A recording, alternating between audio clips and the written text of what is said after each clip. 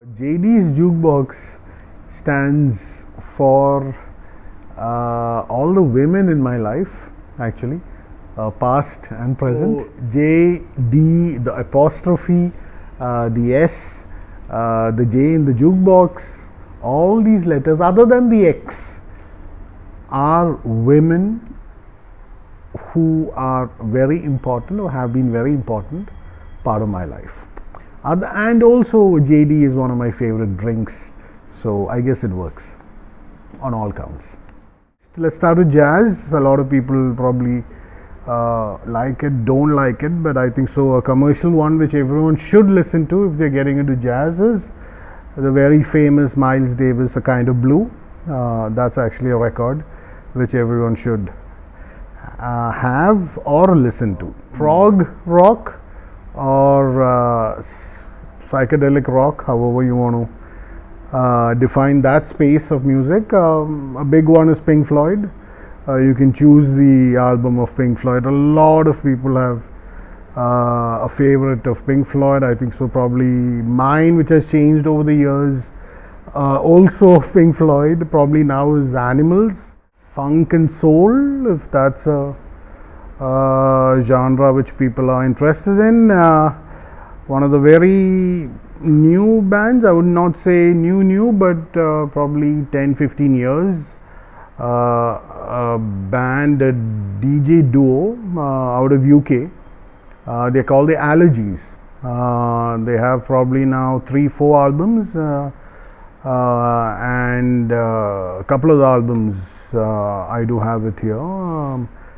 They're quite good because they mix a lot of the Motown stuff of the 70s with a very keen sense of electronic mix, including rap. Maybe some people like the rap element of it, some people don't. I prefer their mix without the rap element. They do have an R&B element also to it. That's quite good on their particular tracks of albums. Soundtracks, maybe. That's a genre which a lot of people are now probably getting into, probably because of Hans Zimmer and A.R. Rahman. Very famous one. I have one, Beyond the Clouds. It's a soundtrack. It's quite a nice one. A very ambient, chill, lounge, internationally flavored kind of soundtrack. Yeah, there's this southern rock band called Ozark Mountain Daredevils. If you're into Allman Brothers, Lynyrd Skynyrd, that kind of southern rock, classic rock kind of vibe, that kind of style if you like. Molly Hatchet is another band in that bracket. There's so many bands, Outlaws, but yeah, I think so. A band which a lot of people tend to ignore is Ozark Mountain Daredevils. Quite good. Not a big discography, so you can easily jump in and listen to their stuff of the 70s. Quite good, 70s and 80s. Heavy metal genre. Obviously, I have to talk about a band which a lot of people probably don't know. I would say it's more of hard rock than heavy metal, but it's a Japanese band called Ningen Isu. I have a lot of their records. I consider them to be in the same league as Black Sabbath with their recordings and their albums and their diversity in terms of their hard rock sound, progressive rock sound. Yeah, very ethnic Japanese element is always there. Just 3-member band, all 3 of them sing.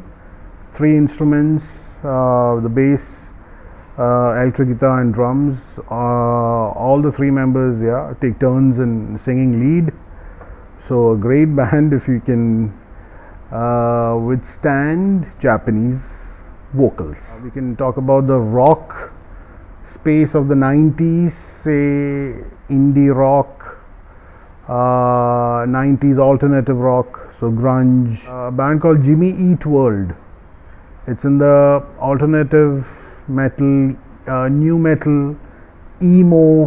I don't know how you want to place them in what bracket or silo, but Jimmy Eat World is quite a big band out there. They have a couple of really good albums. They have 7 albums, if I'm not mistaken. But that's a good new age band, 2000s onwards, that is. In terms of, if you want to go back to the alternative rock grunge era, there's a great band called Candlebox, which had come out in the same era as Alice in Chains, Nirvana. Language and music doesn't matter. It's all about the rhythm and melody and, you know, the feel. To be honest, in any format, it doesn't have to be analog. You know, I can groove to the same music in digital also. It's all about the, you know, music and the artist rather than, you know, the format of the music. That's, you know, quite important for me. I just have analog music, but that doesn't mean, you know, that's the only way to listen to music, right? Manu Chao. I got into it through actually a reference of a friend. So that's how you actually connect, you know, I mean, your friends, family members, they all talk to you about different music, and if you're not open to it and, you know, you don't want to explore, it's a little tough, you know, because you'll always be stuck to your style of music, and you know, and then all the bashing starts because other people listen to some other style of music you don't like. I have more than 500 used records of classic rock. Other than that, yeah, I have probably more than 21 styles of music here. Vinyl music lovers or community, I would say, is maybe Bombay. Mainly because probably they have a better spending culture for music, whether that's through live events, supporting local and international acts, or they have been paying for music. Bangalore too is a very big city of vinyl music lovers. Kerala, those at a very nascent stage, and hoping that to pick up, and hopefully I'm a part of that building community. So on continuing with the building community aspect of what I'm doing here, I can, I don't know, proudly say, or at least I can say that there's been at least 2 people of, I would say, between 22 to 27 years of age, maybe first job, second job out of Infopark here in Cochin, who came and visited the store and saw vinyl for the first time, and literally went and bought, one bought a suitcase player and one went and bought a magnetic needle basic player. So those were the 2 you know, converts. They came back here and they picked up records also after that. So I'm quite happy that, you know, they have been converted. There's been one celebrity who came here and who's bought a record after, who's bought the record player after visiting the store. Yeah, there's crazy stories here. Like another story I would like to share is there was a boy, I think so, of 21, 22 years of age. I think so. He's still just out of college, and he came here for the first time. He's probably seeing records for the first time because obviously he's born into a digital age with his phone.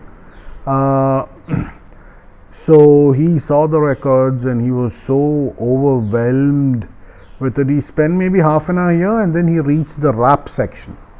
And once he reached the rap section, he was flicking through the records and he saw Eminem and he froze. And he sat on this chair right here and he started hugging the record, and then he burst out crying. And I'm talking about like a fountain. And I asked him, is everything okay at home? And he just did not tell me why he had that he had that episode, and I got it out of him, and in the end he just said only seen Eminem in his life on his phone, and this was the first time he's actually hugged Eminem, and he walked out of this space, and I've never seen him again. So I really don't know what to make out of it, but now I kind of understand he had such a tangible, emotional and a physical connection with that Eminem record, which he probably has never had his entire life, because he knows everything about Eminem digitally, but this was the first time he held it. So one of the first few records I got handed down, so to speak, was from my grandfather, because that was the first instance of me seeing a record player and records, etc. And my father. So there were 5 records I've got from them, acquired or handed down, so to speak, and the rest of all the records, I've collected. So I have one of them here, which is in good condition. The rest of them are not in good condition, or they were given away, which I'm not too happy about. But first records I bought was I think so, a Santana record. So the younger community which comes in here, they obviously some of them obviously know about the records because they've seen it from their fathers, etc. Some of them obviously are seeing it for the first time. So they probably, a lot of their new age bands which they listen to, I'm talking about post 2000s or 2010 onwards, I don't have a lot of that stuff here. I mean, obviously records of that is available out there. They are releasing a Malayalam record at 1,400 rupees. So those are great prices, to come out with albums. I mean, analog albums, if you can get at those prices, you're talking about really building a community of people who can really get into it. Maybe I've segregated my records here based on style. So if they like the pop style or the soul style, the R&B, the hip hop style, there are so many other bands which are still relevant and present today. But yeah, probably they started off 20, 25, 30 years ago. Sold the most is Avial, the local band, the Mallu rock band, alternative rock band, Avial's record. Probably the most, because people kept asking for it, and I kept stocking them, and people just, I don't stock them anymore. So I'm done with Avial, but I sold them the most. But yeah, people have been seeking all kinds of music, I think. So Kerala also has a very diverse appetite for music. There have been few people who want the weirdest music I ever have, so that also kind of works. So I've had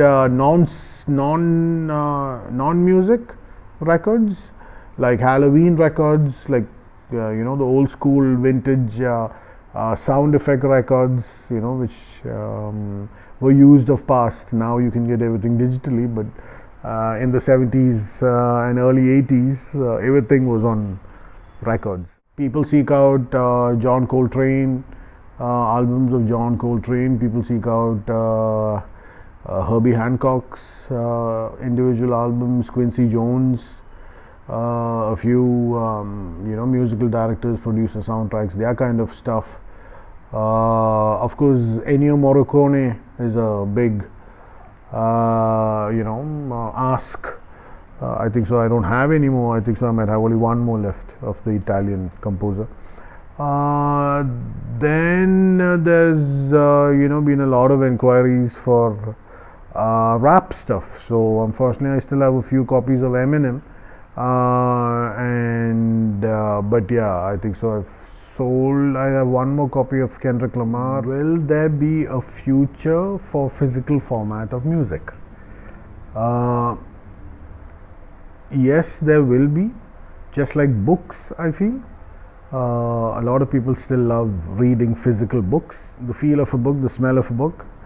The same with music, audio cassettes, CDs, and vinyl records.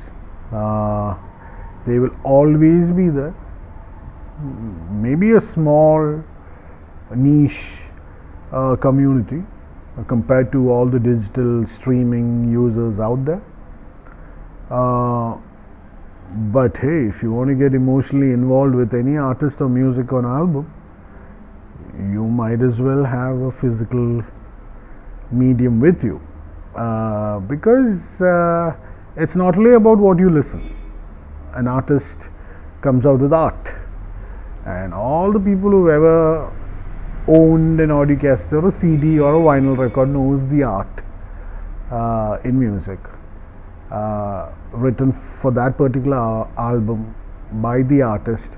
The songs are in that particular album, in that order, for you to listen to in a specific sequence.